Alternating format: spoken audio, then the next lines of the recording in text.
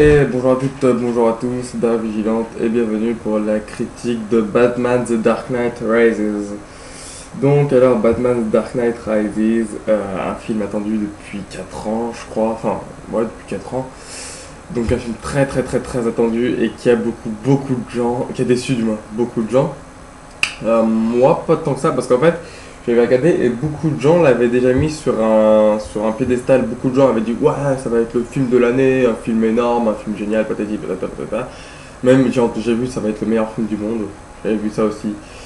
Et en fait il l'avait tellement mis sur un piédestal et il l'avait tellement, tellement idéalisé quoi, qu'en fait ils ont été super déçus. Enfin, moi c'est mon point de vue, après c'est peut-être pas ça, hein. Peut-être qu'après le film est vraiment mauvais, en tout cas moi je l'ai adoré.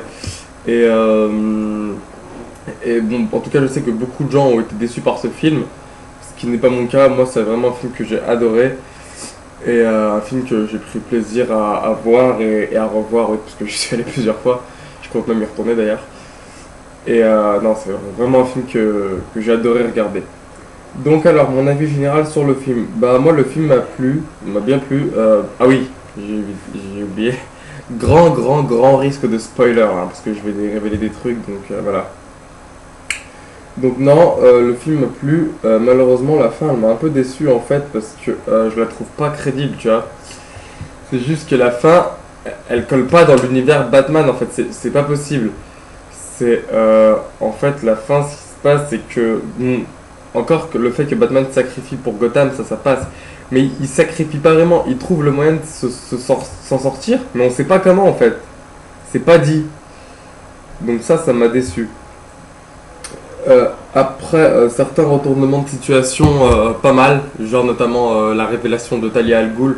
Nolan avait dit qu'elle serait pas dans le film, bah en fait elle y est. Enfin, il a pas dit clairement en fait, il en a dit deux mots sans plus.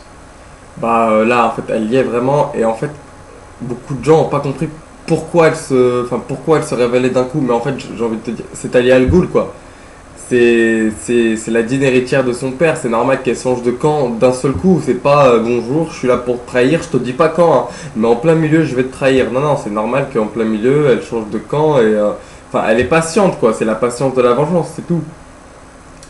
Y a pas à chercher d'explication logique ou je sais pas quoi, c'est juste une patience de la logique, c'est tout. Voilà, après il y a le petit clin d'œil à Robin ça m'a fait bien plaisir, j'étais assez content de le voir.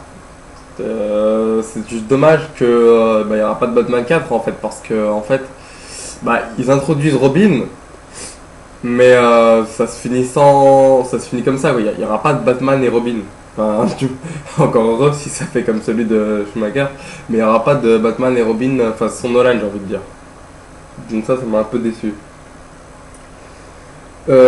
Après les thèmes de The Dark Knight Rises qui sont en fait l'Amérique contre le terrorisme, hein, je les trouve en fait pas très développés à la différence des thèmes de The Dark Knight parce que dans The Dark Knight en fait le thème c'était la dualité, c'était comment un homme bien peut peut devenir un homme mauvais en si peu de temps et comment il peut sombrer dans la folie. C'est un peu ce qui arrive à Double Face en fait. Double Face à la base c'était quand même le procureur de Gotham, donc quelqu'un de très bien, un très bon homme ami de Batman, et d'un coup, depuis son accident et la mort de sa petite copine, il pète un câble et il devient Batman, enfin il devient Double Face quoi.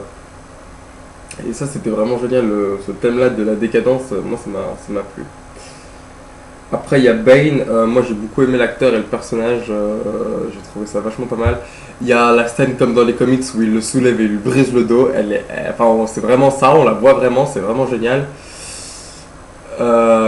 Par contre, aussi, il est génial dans un autre moment, c'est avant de faire exploser Blackgate, parce qu'à un moment il fait exploser une prison, on l'a vu dans la bande-annonce. Bah, avant de faire exploser Blackgate, il a un monologue et il est trop bien. Enfin, son monologue, il est juste trop beau, quoi. Et c'est vrai que il rend bien. Moi, j'ai trouvé qu'il rendait super bien son monologue. Voilà.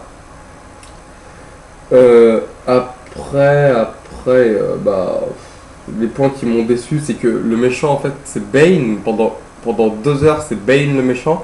Et d'un coup, Bane, en fait, se fait défoncer à coups de missile de Batmoto, je crois. Ouais, c'est ça, si je me rappelle bien. Et Bane, il est exit du truc et on passe en fait au méchant. En fait, t'as l'impression que le méchant c'est la bombe, quoi. Et c'est super, super désagréable parce que, bon, je veux bien que ce soit un film grand spectacle, tout ça, qu'il faut une bombe. Mais dans un film de super-héros, c'est mieux quand le méchant principal, bah, ça reste le super vilain qui est introduit, quoi. Là, c'est vrai que de dégager Bane comme ça, que Talia al Ghul elle crève, et qu'il reste que la bombe comme méchant, bah, c'est relou. C'est vrai que c'est super relou, quoi. Aussi, on a l'impression que le méchant, c'est un peu le fantôme et le secret de Double Face, quoi, parce que il est beaucoup mis en avant dans ce film. Enfin, il est mis en avant, mais du moins, c'est vachement. Enfin, on sent la présence de Double Face, quoi. Le secret de Harvey Dent, tout ça, Batman qui endossait le meurtre de Double Face, etc., etc. Et bah, il y a vachement la présence de Double Face qui est un peu ennuyant, enfin qui est un peu gênante, mais bon, en même temps, ça fait un lien avec les autres films, c'est bien. D'ailleurs, je vais reparler du lien avec les autres films, c'est que en fait, le lien entre The Dark Knight et The Dark Knight Rises, bah, il y a bah, déjà le caméo de l'épouvantail, comme dans The Dark Knight, ça c'est pas mal. J'étais assez content d'ailleurs de le revoir Crane parce qu'il a un rôle assez intéressant enfin, c'est pas qu'il a un rôle intéressant, mais le peu qu'il a dans ce film, c'est bien. Il y a la loi Dent, une loi qui a été créée donc enfin, en hommage à Harvey Dent. Bah, il y a un flashback où on voit Harvey Dent, enfin on voit Double Face du moins. Il y a la lettre que Rachel avait écrite à Bruce et que Alfred a brûlé à la fin de The Dark Knight parce qu'à un moment il y a un clash entre Alfred et Bruce et Alfred ressort l'argument de la lettre en fait à Bruce et du coup Bruce il a plein de colère et il lui dit de partir quoi, en gros. Il, et puis voilà, en fait, c'est tout. Ouais, c'est tout ce qu'il y a comme rapport avec le 2. Même pas une petite référence au Joker, j'ai été vachement dégoûté. J'ai lu sur internet qu'en fait, Nolan voulait pas faire de référence au Joker par respect pour l'acteur, mais quand même, je pense que même pour les fans, il aurait pu faire un petit truc. Genre, je sais pas, à Blackgate, même s'il s'échappe pas, mais au moins un mec à Blackgate dans sa cellule avec des cartes et ça aurait été kiffant quoi. Voilà. Après, rapport avec le 1, bah il y a juste la Ligue des Ombres en fait qui revient, c'est tout. La Ligue des Ombres et on a une apparition de Ra's al Ghul. C'est tout ce qu'il y a en fait. Et c'est tout en fait pour les rapports avec les anciens films, c'est tout. Il y a une grosse incohérence en fait aussi dans le truc, c'est que à la différence de dans The Dark Knight avec les deux bateaux à la fin, bah en fait dans The Dark Knight, les passagers des bateaux ils se rebellent. Aucun des deux veut faire exploser les bateaux de l'autre. D'ailleurs ça surprend le Joker. Alors que là dans The Dark Knight Rises, les habitants de Gotham ils acceptent l'occupation de Bane. Enfin, je veux dire, c'est peut-être parce qu'il a envoyé les 9 dixièmes des flics de Gotham sous terre, et en même temps, ça aussi, c'est une grosse incohérence, parce que je sais pas, mais dans aucune ville, le chef de police de la ville, il va dire, bon, les mecs, il y a un truc sous terre, on envoie la quasi-totalité des flics, et les autres, vous restez dehors. Même ça, c'est impossible, ça arrivera jamais dans la vraie vie, quoi. Mais pour en revenir à ça, la population de Gotham accepte le contrôle de Bane, alors que dans The Dark Knight, ils s'étaient rebellés contre le Joker. Ça m'a un peu fait bizarre. Et aussi, même dans les autres films de super-héros, par exemple dans Avenger, quand Loki il dit à tout le monde de se mettre à genoux, là il y a le vieux qui se lève et qui lui dit non, on se mettra pas à genoux. Paraître que dans Spider-Man 2 aussi, la scène dans le train où Peter Parker est par terre, Octopus veut le choper. Et là, t'as tous les passagers du train qui disent non, si vous voulez, il faudra me passer sur le corps, etc. Enfin, ils savent qu'ils vont se faire démonter, mais ils ont le courage de se lever contre le super vilain qui les oppresse. Dans The Dark Knight, ils l'avaient fait, et je comprends pas pourquoi dans The Dark Knight Rises, bah ils le font pas. Ça, je comprends pas. Ça m'avait un peu déçu. Après, la bataille finale, ça c'est bizarre aussi, parce qu'en fait, Batman donc déjà revient à Gotham, et il organise pas un vrai plan comme il y avait dans The Dark Knight là aussi, où il fait tout un plan avec la téléphonie qui envoie des ondes et donc des images de Gotham avec Lucius Fox et tout. Là, il n'y a pas de plan. Là, en fait, Batman revient à Gotham et puis il motive les gens et puis il fonce dans le tas, fin de l'histoire. C'est ça, on voit dans la bande-annonce, c'est que les flics et les prisonniers en fait se foncent dessus Et on a l'impression qu'en fait la moitié des flics ils servent de bouclier humain pour que Batman il puisse défoncer Bane parce qu'ils se font tous massacrer en fait. Ils se font tous flinguer parce que les flics ils y vont soit à main nue, soit avec des petits flingues, alors qu'en face ils ont des mecs qui ont des Batmobiles et des mitrailleuses et en fait ils ont pas peur, tu vois, ils se foncent dessus. Ça m'avait choqué, je m'attendais pas et je m'attendais vraiment pas à ce qu'il y ait pas de plan quoi. C'est vraiment du rentre dans le tas et les morts tant pis pour eux quoi.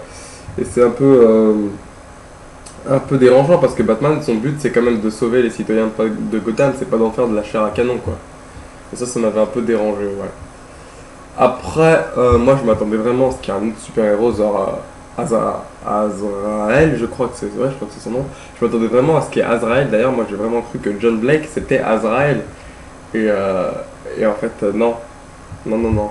Il n'y a pas eu d'autres super-héros, il y a juste eu Catwoman qui était plus héroïne que vilain sur ce coup, et c'est tout. D'ailleurs, Catwoman, j'ai bien aimé parce que le personnage, en fait, c'est qu'elle avait des espèces de lunettes et elle les levait pour faire les oreilles de chat de son masque, et ça m'a plu, ça. J'ai trouvé ça pas mal. L'actrice aussi est vraiment bien, elle joue vraiment pas mal. Voilà, après le personnage d'Italia Al Ghul, par contre, il meurt comme une daube. Et il meurt vraiment de façon toute pourrie, ça j'étais un peu dégoûté. La BO, bah Hans Zimmer, donc rien à dire, hein, toujours aussi bien, toujours aussi belle, aussi magnifique que dans The Dark Knight. Dans The Dark Knight, hein, ça y a pas de souci là-dessus. Et à la fin, en fait, à la fin, en fait, j'ai l'impression que c'était une grosse référence au comics qui héritera de la cape parce que Bruce Wayne, il arrête d'être Batman en fait et il se retrouve en Italie avec Catwoman et c'est John Blake qui découvre l'entrée de la Batcave et comme c'est Robin, moi je me suis dit tiens, il y a moyen qu'il devienne le nouveau Batman. Et ça m'a vraiment fait penser au comics qui héritera de la cape où Dick Grayson et Jason se disputent la cape de Batman. Ça m'a vraiment fait penser à ça, moi. Donc, bon, par contre, Nolan lui a clairement dit qu'il ferait pas de Batman 4, donc voilà. Mais si quelqu'un d'autre prend la relève et qui fait un Batman 4, ça me ferait bizarre, quoi. Enfin, je sais pas, franchement, je sais pas comment il tournerait ça. J'arrive même pas à m'imaginer la possibilité qu'il y ait un Batman 4 de toute façon, donc voilà. Donc voilà ce que j'avais à dire pour The Dark Knight. Moi, il y a une scène que j'ai trouvée juste énorme. C'est quand Bruce Wayne redevient Batman. Les flics en fait qui sont sous un pont et ils poursuivent les criminels et d'un coup les lumières du pont elles s'éteignent et tu vois Batman qui passe sur sa moto à côté d'eux et là t'as un flic un peu plus âgé qui fait à un nouveau de la brigade de Gotham, il lui dit accroche-toi petit, tu vas voir le spectacle en direct et ça j'étais vraiment super content quand j'ai vu cette scène, j'étais vraiment content. D'ailleurs je voulais revenir là-dessus sur les 8 ans, enfin je trouve pas d'argument qui fait que Bruce Wayne arrête d'être Batman pendant 8 ans. Il n'y a pas de vrai argument à ça en fait. En fait, moi j'ai pas trouvé vraiment de. Enfin, il n'y a rien qui justifie que 8 ans c'est cool. C'est-à-dire que le mec, en 8 ans, il va être traumatisé par la mort de Rachel. Bon, ça va, c'est bon, ça peut être traumatisé 1, 2, 3 ans à la limite. Mais 8 ans, je trouve ça un peu exagéré quoi. Je trouve ça trop exagéré. Pareil pour Gordon, au bout d'un moment, il fait un discours pour dire la vérité sur Double Face, et au bout de 8 ans, le mec est pas encore prêt à dire la vérité. Non mais faut arrêter quoi. Faut clairement arrêter, c'est bon. Au bout de 8 ans, t'attends de faire ton deuil, t'attends de passer à autre chose et de tourner la page quoi. C'est franchement une grosse incohérence. Et pareil, Bruce Wayne, il redevient Batman beaucoup trop vite. C'est-à-dire qu'il avait la jambe plus ou moins cassée. Il se met une espèce de prothèse et c'est bon, le mec redevient Batman. Il y a un gars qui vient qui lui dit ouais, je sais que t'es Batman et tu fais plus rien pour aider la ville, ça se fait pas. Il repart. Il va voir Lucius Fox, il lui sort le Batplane et c'est bon, le mec redevient Batman comme ça en 2 temps 3 mouvements. J'étais vraiment un peu déçu. Et voilà, puis aussi la traduction du Batplane en français, la Bat, j'ai trouvé ça vraiment décevant. Voilà. Donc après, est-ce que je le conseille ou que je le conseille pas ce film? Bah franchement, moi je le conseille parce que c'est vraiment un super bon film. Enfin, c'est un super bon film. J'exagère un peu, mais franchement, c'est un bon film. Et puis si vous êtes fan de Batman, c'est clair qu'il va vous plaire. Moi je suis fan de Batman. Et franchement, le film m'a plu. Les 2h45, je les ai pas vus passer. Et, Et franchement, c'est quelque chose qui m'a plu, quoi. Je sais que quand on est sorti, je sais que déjà quand j'ai été devant la salle, il y avait une queue énorme. Et quand je suis sorti de la salle, tout le monde était super content. J'ai écouté un peu les gens qui parlaient aux alentours et je leur ai posé deux trois questions sur le film. Et c'est vrai que la plupart des gens que enfin, à qui j'ai posé des questions, elles étaient vachement contentes. Donc ouais, bon film que je conseille. Peut-être qu'il a déçu certaines personnes, comme je dis, parce qu'ils l'ont mis sur un trop piédestal, mais voilà quoi. Moi, au contraire, je ne l'ai pas mis sur un piédestal, au contraire, j'étais même un peu déçu du choix du vilain et un peu déçu de l'apparence de Catwoman. Mais non, en fait, franchement, ça m'a plu et c'était vraiment, vraiment pas mal. Voilà. Bah, écoutez, merci à tous d'avoir regardé cette vidéo de la critique de Batman The Dark Knight Rises et je vous dis à bientôt. Salut!